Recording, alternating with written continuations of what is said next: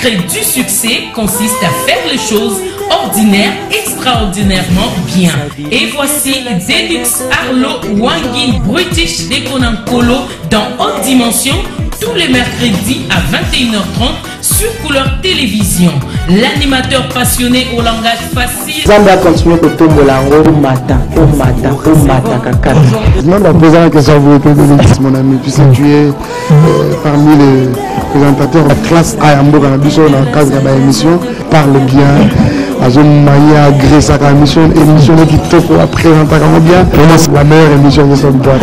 Delix Arlo Ndekonankolo Ndekwanja Kombango Yao. Souhaité, hein? Et dans la toujours na hauteur. Non, ma posant la question pour hauteur. Qui vraiment katinanga? Il y a beau te dit, les à côté na les zakati toujours à continuité. Magazine ya vraie vérité à travers tous les célébrités congolais, politiciens, journalistes, artistes, pasteurs. Au badge, au solo matin. Au solo bienté qui toque au bon et Kumbake et Zoya. Alors tu appelles le manager Delix Arlo. On va comprendre Delix Arlo. Maintenant au Tumbolier, Satan de ça. Une grande émission Delix Arlo. Arlo Delix. Et ça fait pas magazine Toko Delix Arlo. Nous le connaissons le meilleur magazine. Accueil Kitoko, je souhaite ce que vous allez de l'avant pour que tout a toujours dans haute dimension. Haute dimension, et qu'il est grosso, haute dimension, il va bien puisque tout ça vraiment à l'aise, quoi papa, et la carte d'andako, ce qui va parler. Bonjour, haute dimension. Haute dimension, je vais la faire. Aujourd'hui, nous avons vu la élévation.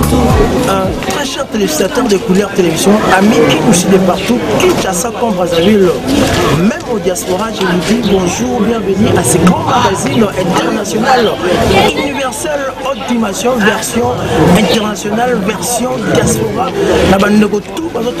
Tous les mercredis à partir de 21h30, c'est Couleur Télévision et puis la rédivision le jeudi à 8h30. Plus de rédivision, encore de plus, la site Yamakasi, site responsable 3W Moko Yamoka.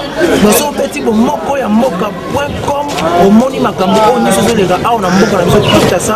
Nous sommes partout en Afrique, dans ma province, à l'étranger, à travers cette petite information, il y a Motouya, très idéal. Le loli sera en fait la vie, nous avons la carte d'église métagère que nous sommes. Mission tabernacle de Jésus-Christ, Oezwami na Ipen, derrière marché à Ipen, sur l'avenue Pumba, donc au numéro 1 qui avec la côte William Tindwaka Panda Clovis.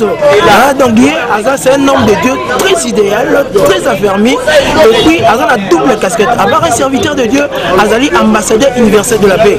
Vous voyez bien, Makamou Yanza, mais n'est pas autant mon amour qu'on a vu au Congo. Liboso, vous voyez bien, travail au Salam à Kipiti, vous voyez expulsion et Salamina, Brazzaville, vous voyez bien encore de plus, travail au dérailler la Moka Katanga. Mais avec lui, avec l'apôtre William Tino, l'excellence, nous allons se débattre à faire cet entretien-là. On a intérêt, on a intérêt à Rolanda, Bisso, pour Oyeba Kozwa et Belé à Motouya, Oyeba Kozala informer autrement, Kozala restaurer autrement à travers cet serviteur, ce grand homme de Dieu. Nous allons recevoir ici à travers ce grand magazine de Couleur Télévision. Merci à toute l'hierarchie de Couleur Télévision, commencé de notre DG Olivier Massan Ningoma, Massanan Tala, salutation de marque à vous. Merci encore de plus à notre directeur de programme Moscou KBG, salutation de marque à vous. Merci à Didier Capitaine, merci à King Kaboya, merci au monteur Noël Zobou, Crépuscule, merci à Romo Capita, à Wallace Walantala, merci à 3W pour Moko et Moka. Voilà, là je suis en train de voir Patrick Momo, mon écologiste, salutation de marque pour la salle qui tourne matériel, il y a Bokria, il y a Bossaranate. Merci à l'assistance de ce grand magazine Audition avec notre ami confrère de Kazarema, Alvin Kabea de Global TV, pourquoi pas notre ami de JTC, Yves Ipa Tosibaba Mokondi, Diatila Mokonzi, il y a Melou Diatila, salutation de Magavou. Merci, Nami Sapia Talo, Trésor Kaskasongo, caméraman, il y a Pembe, il y a Mundele, Oazaki Bosso. Merci. Toko Tanakati.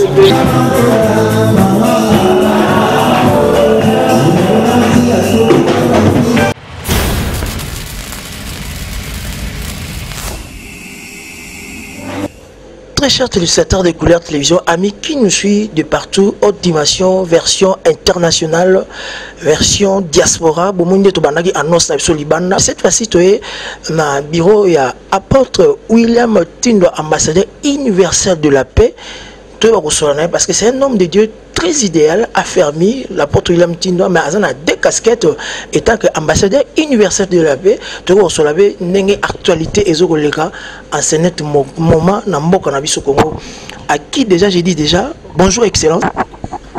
Vraiment gentil na Kinshasa, na Brazzaville, partout au monde, même na Italie, na Bruxelles, na Paris, na USA, même na Singapour, na Nebamoni apparition à travers ce grand magazine international version diaspora. Na PC batunyoso na Belgique, na France, na Hollande, na Luxembourg, na Angola, après les sous na avant des États-Unis. Apôtre William Tindo, on va vendre au Canada, pourquoi pas Rwanda, pourquoi pas Ouganda, Zambie, Alanda, Vina Bango, Pambola Bango, merci beaucoup, apôtre William Tindo. Pour l'instant, j'ai des questions, des réponses. Apôtre, malgré la réalisation de Makambo, et belé aux autres que ce soit na Kinshasa, à l'étranger, à l'extérieur du pays, dans la province, même dans la province Nabiso, on a toujours car aux alliés. L'homme de Dieu. Est-ce que c'est un parcours jusqu'à présent? Nazo c'est parce que Nazo fier depuis ma père spirituel, battre biso évangile, tout changer en malgré circonstances, tout changer en côté, tout ça continuer côté sur évangile, il y a sainte doctrine, il y a Christ. Mais pasteur rebelle va changer pour la crise. Va changer côté à Makamwanza, mais va côté sibilo ko ebele na Makamwanza. Et le réseau kabisanga lelo ba pasteur ba ndo côté sana ba kisi na kati ya Makamwanza. Oyo eza eloko moko réseau kabisanga. Mais bato oyo bazali fidèle sur la sainte doctrine. Et c'est impossible ba côté sa kisi na kati ya Makambo parce que nzamba ko frapper bango. Mais ba o baza en dehors de la sainte doctrine. Nzamba yebi bango te. Ba ko côté sa ba kisi parce que bazo sala misala selon leur plaisir, selon leur compassion. Mais pour na Christ, où ils allaient fidèles à Christ, où Nzamba benga, ce que ben aux wikis, Nzamba bomayo, parce que Nzamba lingate au sangisaye, alors na kolinga ngai Nzamba continue ko battre langa, a continuer les sous soutenir na continuer ko tiga la kana ilobanaye. Alors apôtre William Tindo, ni on ça rapport au respirer puis au asseoir confiance tout d'abord na yomoko et puis na batu o ba fidèle au nyosu banturaka yo obi bazali toujours présent na etonga métager l'église. Qu'est-ce que tu fais pour respirer et asseoir votre confiance en vous? D'abord que zala na ore ya ko yoko Nzamba zolinga o ya zoloba. Orientation de Dieu. Nzambe chaque fois azako orienter biso. Oui, biso qui vendi aux pasteurs aux alliés monta ko copier. Aux copier bateau, aux copier système, aux perdre boussole. Mais ce que tikali na oyo Nzamba lobela yo. Ou tikali na orientation Nzambe. C'est impossible de se perdre. Au continuer qu'au contenu au Nzamba lobela yo na Nzamba ebisa yo. Voilà, dès le réseau sala quand il a continué qu'au tikala la boussole. Il y a Nzambe peut-être continuer sur contenu ko battre là-bas au Nzamba pesa biso. Jésus a lobaké merci papa parce que ba oyo pesa kinga inde ba oyo na présenté yo. Biso pe ba Nzamba pesa biso ko landa na couloir ya Belgérie, Nzamba pesa kina loba Nzambe, de tozo continuer ko battre. Ce que par ces mots na ngana tout na motuna oyo. Alors l'homme de Dieu, na ba serviteur de Dieu, tout ba servant de Dieu o Nzamba tiki bango Ebenezer Nzamba parce que yo Nzamba zana yo. Est-ce que vous voulez avoir un mot oyo ko loba bango afin que et va ko ramener bango nyosu au bon chemin à travers ce magazine. Na oyo baza ko perdre boussole. Il faut aller ba repère na ye na Nzambe. Ce que yebi repère na yo na Nzambe, Nzamba yebisa yo nini? Nzamba benga yo wapi? Nzambe apesa yo promesse nini? À ce moment okoyeba ko se perdre te. Koza ba tebele bazobi sala basali ya Nzambe, na ba oyo batu basali bango basali ya Nzambe, na ba oyo Nzambe ye moko bengi bango basali na ye. Alors siko il faut yeba yo batu nde basala yo, ozala musali ya Nzambe, to yo moko misala musali ya Nzambe.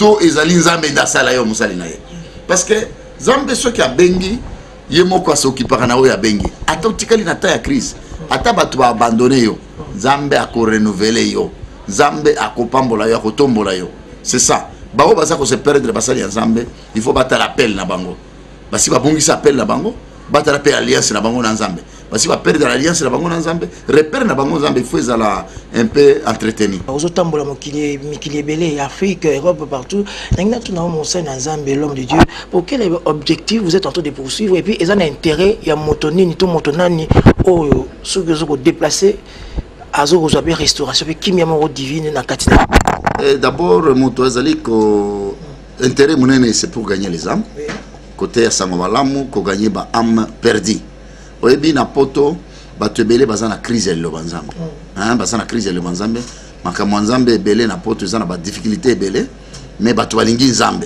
parce qu'il y avait des faux pasteurs ebele base précipité na poto oyo bake koendurcir mitema ya bato ebele mais tozosenga nzambe ndenge alobaki ke Afrique nde koévangéliser et korévangéliser Europe nzambe alamusa bagrand missionnaire bagrand serviteur oyo bakokende korévangéliser mboka ya poto à cause ya makambo oyo ezosalema kuna après tozosenga lisusu ntango totambolaka nzambe a restauré ecclésia na ye parce que Jésus il vient bientôt.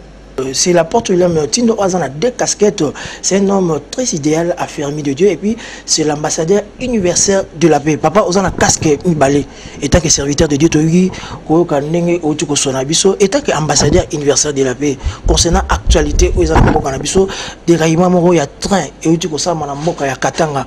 Batuba Koufi, il y a Kosaranate. En plus de cela, rive et c'est déclenché qui na site qui na fleuve Albert Batba Koufi Pesu sur Saranate. À part ça, expulsion, il y a bande de biso na Brazzaville. Ne ba Congolais Brazzaville, ne ba zolongo la bazo na mboka Kinshasa. Et puis na drame oyo et tu ko salama na mboka Kikwiti na 40 jours ya King Kester et bien Batba Koufi lokola ba champignon. Nzamba zolinga ate ya biso nini. Soki gouvernement ezo ko kokate zo ko tchakate. Soki côté na bino serviteur de Dieu. Nzamba zo ko révéler binoté. Nzambe toujours nzamba lo biso hein. Tozali na mboka na biso gestion ya pays eza mabe na sens nini c'est-à-dire politique ya mboka na biso eza politique moko eza ko contribuer na ko park na kozwa ba catastrophe tozozo parce que ceux qui vont vendre na pays oyo bato bazo yeba te responsabilité na bango eza nini bo vendre na pays oyo un ministre ayebite musala nini faut asala bon memi un ignorant bon placer na place oyo ya ba responsabilité oyo ya makambo ebele ya mboka azoko kate ko soutenir yango te ko gérer yango nde ba cause na yango même biso ba congolais ba vote to salaka na ba responsabilité oyo tozozwa en tant que ceux que ozali kozwa musala na yo oyo nzamba pesio na responsabilité nyonso docteur Frank Auti côté ya biso sur ignorance manque de responsabilité. Ignorance, c'est ça, c'est pour cela. Ce qui Nakatanga, ministre de transport, hein? Ministre de transport, ce qui va le ministre de transport. Problème, oyo batu batamboli na barai. Barai wana ezali entretenir te. Rai wana il faut ezali entretenir. Ce qui rai est comme entretenir te. Tozo créer ba catastrophe. Omoni? Malgré bazui mama soa moko yi mais mama soa wana iko tambola na mopepete il faut tambola na sens moko sens technique na sens technique barai il faut la soutenir barai il faut la entretenir ça fait combien de temps la barai au belge batika c'est tout à fait normal l'accident on est salement ba masoa wana bazoko zoa entretien exaté c'est tout à fait normal il y a pas d'autre magie à faire makambo oyo c'est au salement dernièrement congolais bakufa kina Kisangani Ponanini. Et dernièrement, les sous au Lobake. Ponanini. Batubakofi na Katanga. Il n'y a pas de bonne gestion. Il n'y a pas de bonne gestion. Il y a des intellectuels. Un message T. Un message. Un message. Il n'y a pas de gestion. Il n'y a pas de bonne gestion. Il y a que gérer Baton Zambapé Sibango. Il y a que gérer Mboka Zambapé Sibango. C'est oui, tu le vois qu'ils ont mawa parce que ceux qui vont dire beaucoup bozala il faut pas osala kozwa kokate ko subir na ko supporter l'engagement et ça peut ça pas singa en tant que congolais bande konanga ba banda on a irresponsabilité ya bato politique c'est ya il y a pays, il y a peuple. Mais ce qui est politique, on est allé, il y a dans la gestion, il y a et dans la gestion, il y a mafia. C'est comme moi, l'église, vous voyez, beaucoup de gens irresponsable à côté de Bato. Responsable à côté de Bato. Il faut abandonner la situation. Normalement, le ministre il y a transport, il faut signaler. Pourquoi maman Sombo Chouchou, pourquoi moi William Pingo.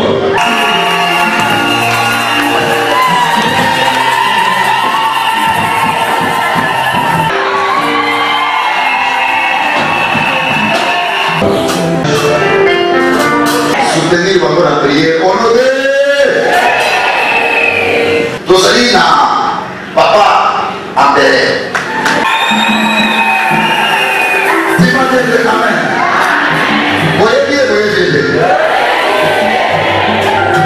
Alobin Samba Tabernacle à Sansabé. Ayemba Mazeba Ndegele. Mais à tout un ensemble de Chiloko, la Chiloko. Après, c'est le témoignage. Maman, ça va être cassé. Maman, on a déjà quitté, on a dit, maman, je suis à ça. Maman, va dire qu'on a dit qu'il y a une carrière. Comment ça, comment on a dit quoi? Tadi asa pour travailler doucement. Il va quitter les gens. Quand on a été docteur, Tadi a habité. Nous avons la maladie à mon témoin. Mon témoin a eu les eaux vives. Et nous sommes là. Assemblée des Assemblées générales. Donc, il a apporté William Pingo. Il faut voir la côté. Zambazana. Maman Zoni, Sali Etes, Maman Zanazé. Au thème est bon comme il est commisé. Zamba Pingo, Azali Makas. Tana Mungai, Naza, Star Yaboko. Tana Mungu Nanaka.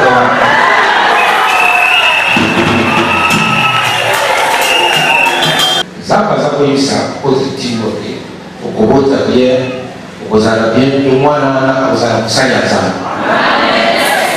Okera moto kutika. Abenga ba bisinga leno. Yengeza koye. Mwana liki mulali. Azo pese bilo ebele konfo. Tosale singa leno. Abezu na ngai na mwana kaka mwana na mwana kaka mata. Azo bisinga. Zanga timba lobaki mama akoleka na césarienne. Et nous avons dit que c'est ce qu'on m'a donné dans la césarienne. Appelé à Poitiers. Chantons les chants.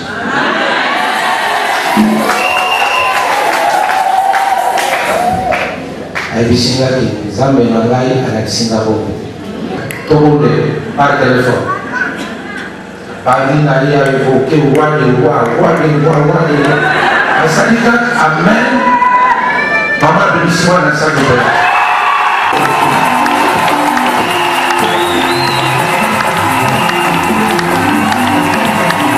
Na milima na moyo na mabuku na ngai pona présenter bango epai na yo nayebi ete maboti bakosala ete yango na maboko na yo nakondima na oyo ezala ntongo ezala moi ezala butu loboko na yo mosantu ebatela bango batelama na oyo bakola malamu lèvre na bango mission oyo otindeli bango na mokili etalisama ekokisama bangola maboti lelo napekisi na mongona oyo akondisaki bana na kati ya likumu aeshue lokola bana na sika botami aeshue lisusu jusqu'à ce que mission na bango etalisama eyebana mpona lokumu na yo na kombo na yesu asia amen.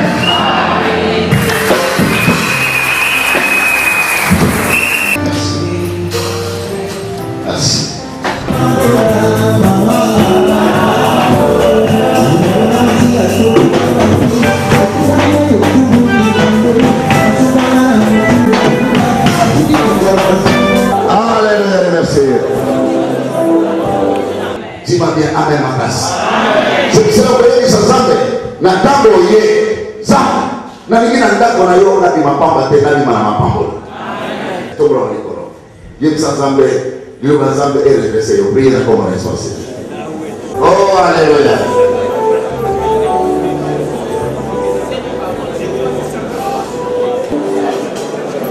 Nzambe totongoli moko na nzulu pasi boyokuwa lusambo lwetu obavutika mutu ye muntu kakala imakalongo na ngumule tata ilongo yetu kwenu lingo.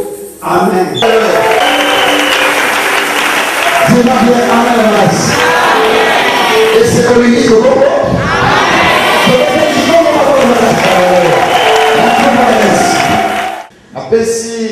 Merci na apôtre William Tindwa pour na kopesa ngai nzela po ete na nzela na nga nazala canal ya kotransmettre yo bénédiction à ntongo ya lelo. La fidélité à Dieu, c'est-à-dire l'attachement total à Dieu. Dans la fidélité, il y a l'obéissance, la soumission, l'attachement et le respect. C'est pourquoi la Bible dit attachez-vous au Seigneur sans distraction. Tokoki cause à l'attacher n'a pas tradition terre. Frère, ici nous sommes dans une église qui n'a pas de coloration ni tribale, ni coutumière, ni traditionnelle. Nous sommes dans l'église du Seigneur Jésus-Christ. Mais essayez Kodima, on compte quelque part, ceux qui ont compté qui sont là dans la église. Vous devez parler à la masse. Peut-être qu'ils sont là.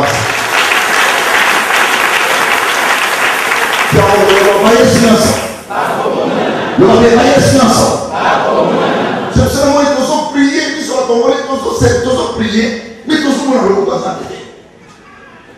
T'as le même comme ça na plaza. T'as le même de sont pas payés ni est-ce qu'ils sont pas congolais? Même Zambo ils sont semblés là. Tout qui comment dans la sujet à mon pays. Il y a un problème parce que tous ça ils ont bien que tous politiques sont là. Mais tous les gens ont un principe dans un bébé. C'est pour ça que tous ça là ridiculisé. Là, le principe que vous allez faire, ça va honorer. Tu peux mettre les gens dans la place.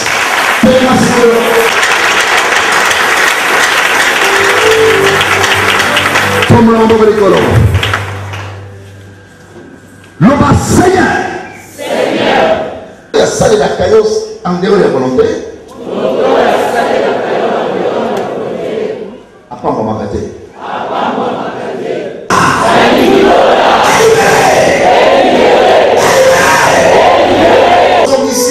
Hôtel, il y a tous bien. Aussi, on sont ici volontaires ensemble dans la vie. Si on chercherait, c'est l'idée si dans la vie.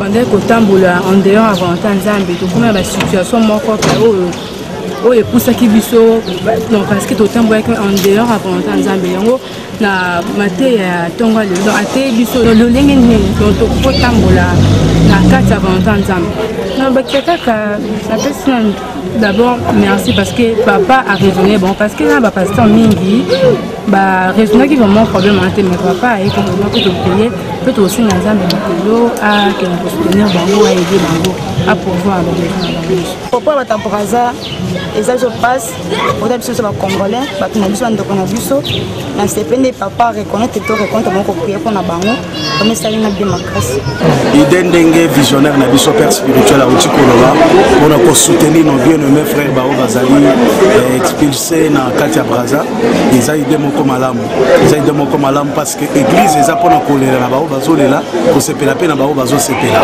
alors mpona oyo etali ndenge babengani bandeko na biso toza wana mpona kosunga bango mais na ndenge esengeli il fallait quand même bapesi ata bato dele mpo bamibongisa parce que braza et Congo toza pays voisin nous sommes comme le frère tokoki jamais kosala eloko lokola bato moko baza tozosala na baétranger te parce que linga ezolobama mpona kitoko ezolobama mpona de la même manière mpe na kinshasa tadi na ndenge basali quelque part kosepeli nango te parce que il faut quand même droit de l'homme ezala quand même pour respecter moto oyo aza créé à l'image de Dieu koyeba mpe kopesa moto temps ya kose préparer bao nyonso bazolanda biso tozopesa bango bazala na courage malgré parfois bazotraverse mpe bamoment moko difficile bazala mpe na courage tozosunga bango na kati ya prière na ngai eza ke bao baza na mikanda te nzambe apesa bango mikanda bao nano bakomi stable te nzambe astabilize bango bao baza nano en attente ya baréponse oyo basengi bapesa bango bamikanda que la grâce du Seigneur est reposée likolo ya vi na bango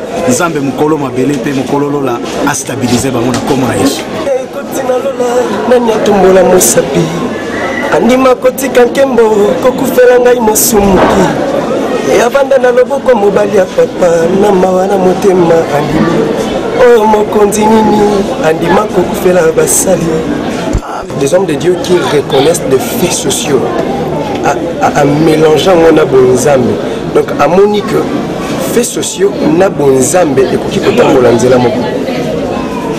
Ce sont ce genre de serviteurs que l'Église en a besoin. Des serviteurs qui demeurent, pas qui s'approchent, mais qui demeurent dans la sainte doctrine de Dieu. La sainte doctrine. Il a prié pour nos frères, a prié pour les événements où il est à Brazzaville. C'est vraiment à encourager.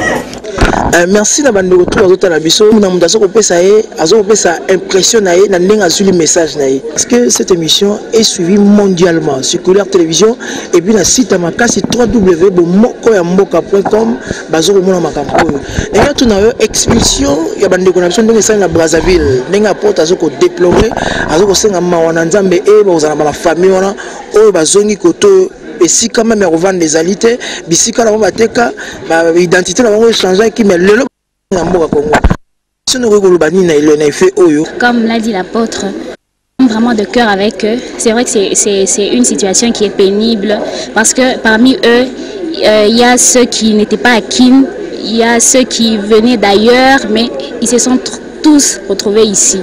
Donc comme nous venons de prier tout à l'heure, nous implorons seulement la grâce de Dieu et que parce que au fond du problème nous ne connaissons pas si c'est quoi exactement.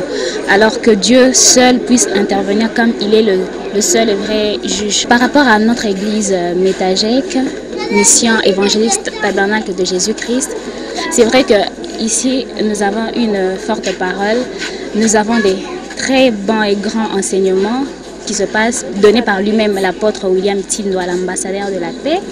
Et les messages qui se passent ici sont des messages qui nous bénissent. Ce sont des messages qui nous redonnent encore de l'espoir. Et j'invite en tout cas à tout le monde de suivre de près ou de loin les messages qui sortent d'ici. Et ça la passe parce que bazaba ndeko na biso. Et ça la mawa ça la passe mais grâce à Nzambe pe chisi Nzambe ko kisama kaka. Na usenga kama wa Nzambe po bazaba ndeko na biso. Kimi Nzambe ezalaka na bango. Sans présence à Nzambe en tout cas eloko ezate. Non c'est un cas Kimi Nzambe la tabango.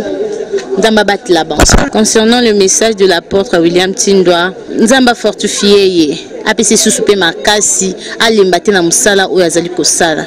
En tout cas, na sepeli makasi, na sepeli vraiment ndenge papa kanisi lisusu bandeko na biso auti Brazzaville.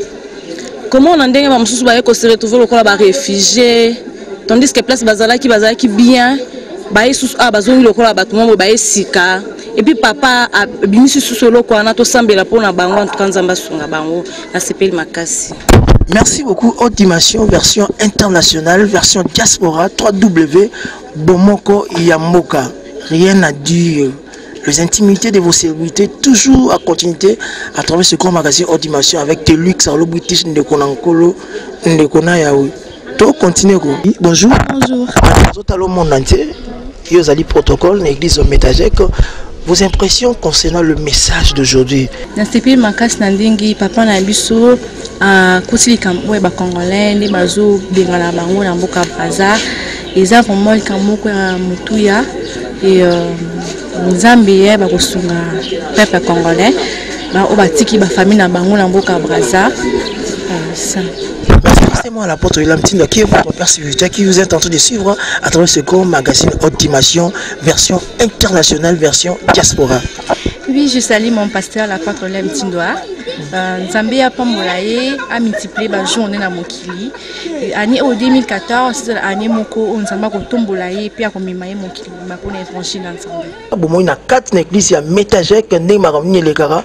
Au monde, il y a interview à Batou, au monde, il y a témoignage. Azali constant. Telemi na makomi azoteya doctrine azotindika église na ye fanda na enseignement ya ba apôtre a changer pour s'enrichir ou bien pour que ayebana lokula batu mingi basali azali pe tango benga kata batei boy ndenge bayaka apesa mte ke no omoni soki olingi oloba boye oloba boy c'est loba. Donc azo banga te que muto oya côté ya akoka ko détruire l'église puisque église véritable muto ko détruire zalagate. Alors tant tozo mona ke yemoko d'abord a sali ba principe ya Bible a tiango na kati ya yemoko azo sali lango et puis de deux azali 2002 a initié formation à ba service na ye. Baoyo nyonso ba bazoki formation wana nde ba komi ba pasteur nazo kanisa pasteur Jean-Claude azana bandal pasteur nani ba prophète to nyonso baza awa baoyo ba mikolo nyonso bazali ba prophétesse babi ba tobela musu ba kenda poto ata ba pasteur o tout ça bazoki formation et pas inaye. Tu as assisté à la formation, tout le monde dit que non. Azana souci que makambo oye azanango. Le lenge ya kosala côté ya évangile. Alingi pe mutunyo sur cette église azana le lenge na tobinono. C'est un homme qu'il faut féliciter. Et comme félicitation, ce n'est pas que tu es un bon apôtre vraiment mutu zote bien. Il faut que baene nyonso oyo baza présent. Au Bakoufate, pe au Baza Liban Mbokate. Na Allemagne déjà, apôtre Nestor a déjà message n'a ya combien dans 2-3 phrases. Toko tia una version de diplôme parce que diplôme wana e kozana na ba signature na elongi pe na simanango. Donc ene nyonso ko cocher à côté signature na ye. Pour confirmer au monde si kanyon so ya koleka que évangile ou à côté de côté, parce que bah d'abord en Congo, bandimi en Gobelino et la vérité. C'est pourquoi diplôme et salema na français et puis et la peine anglais. Bon après on a diaspora et diplôme anglais au moment où nous parlons c'est à la traduction et cause à la diplôme mi balé mais eza yangomoko. Il y a français et vous avez c'est la première en Kinshasa qui est le diplôme numéro 0001. Anglais. C'est la première fois. Et puis ce qui a table Bakambo puisque na Kinshasa ba tuba kopia kaka. Okoyoka ekoyape. Okoyoka yekombi ekokoma na Kimpwadi, ekokoma na na commune ya Safu et kokoma mais après docteur Franck nazo biso ngamo na journaliste ba beleur na to mona eloko ya boité première fois na biso diplôme ezana ka moko mais en anglais et en français c'est la toute première fois que doit copier toi copier ka malamba papa ezana be qui va copier il faut ba reconnaître biso ko la ba père ya ba diplôme en ndenge wana mais il faut que na secondaire pour na droit d'auteur non bon mais il faut que ne kuna droit d'auteur na biso ezali kaka signe ya reconnaissance wana c'est-à-dire ceux qui battent nyonso balingi copier ce diplôme de fidélité il faut pas y pas na biso ba ya biso que le kola biso bengisi bango parce que bengisi est belé ba konzia ba institution est belé à minene ba confession religieuse ba koya ceux qui peuvent balingi au sala ngo ba yeba ke et bandaki quelque part docteur Franck hein biso peut tenir ko sala ya rappelle la biso c'est comme ça muto ya bandaki ngombu nane ngombu Afrika mutu nyonso lingi ko sala ngo azo kendeka ke pa na ye donc nous voulons que batu nyonso ba reconnaître bana na bango oyezali reconnaissance ya mwana na biso c'est une fierté pour nous parce que makambo biso tote yaki anié arenier yangote azo sala ngo c'est pourquoi nous allons le plébisciter. Merci beaucoup, docteur Franck. C'était docteur Franck. Alors, docteur Franck, dans ce vélo, ça m'a quand même, moi, salutation. Na ndeko bazota la des parcs. Na Canada, déjà lobby, na Paris, na Luxembourg, na Bruxelles, na Congo Kinshasa, Brazzaville, na Obatali intervention. Nestor, apôtre Nestor, c'est le pasteur de la pastorale de l'Allemagne. Et Bangonyo Soana batindi déjà un message na Bango et qu'on a un diplôme partout dans le monde. Et puis Théo Mouka, en Afrique du Sud. Et pasteur un peu toujours Chituka et en Afrique du Sud donc et belé bazana il pas ni soliste ça et belé Angola ko tout le baté et tous la félicitations en Italie Job Mukadi atindi pe message na ye kanisi boyebi c'est un grand homme de Dieu ah sur place Ben Shaddai l'apôtre Ben Shaddai. Il est pour les pasteurs bravo de l'RC et Bakozala.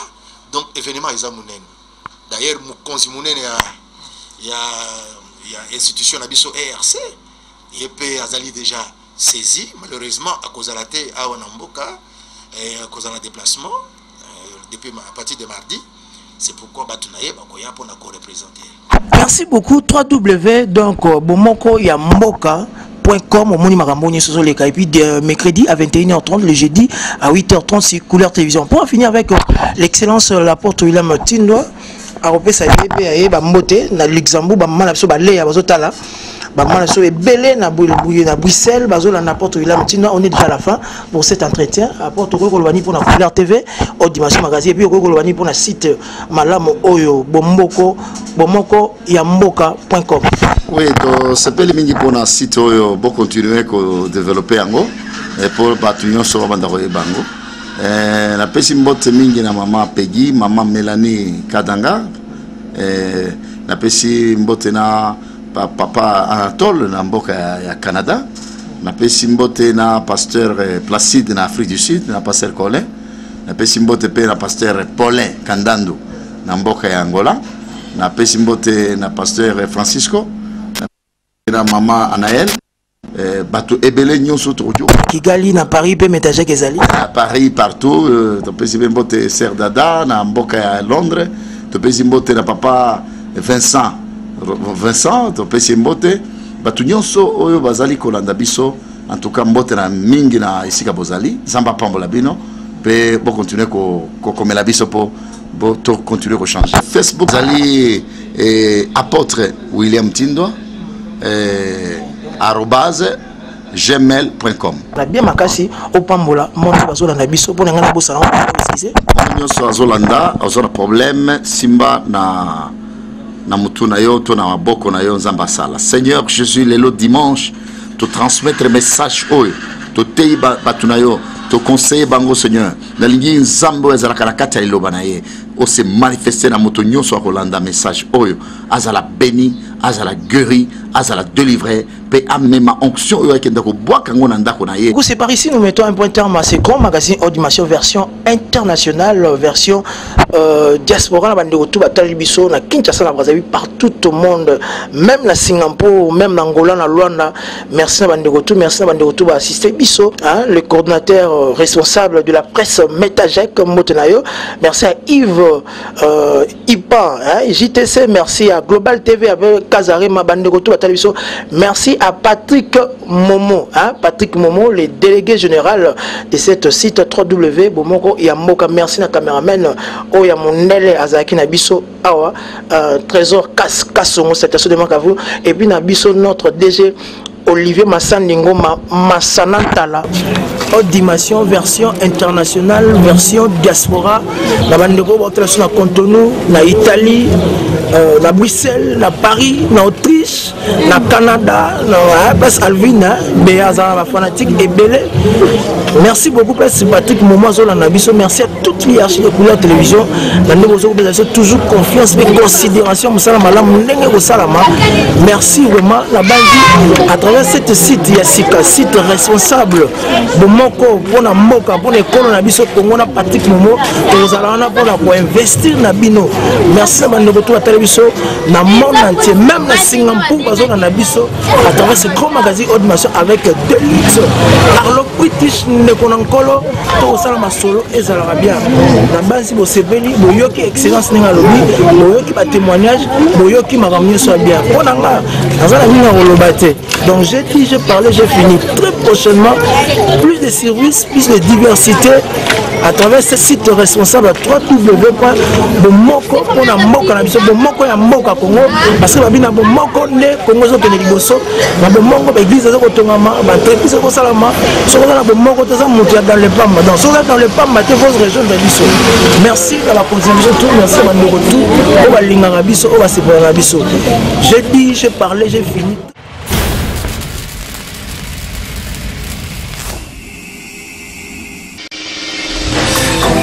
Le secret du succès consiste à faire les choses ordinaires extraordinairement bien. Et voici Deluxe Arlo Wangin British Dekonankolo dans Haute Dimension tous les mercredis à 21h30 sur Couleur Télévision. L'animateur passionné au langage facile. Zamba continue au Tombolango, Mata, Kakata.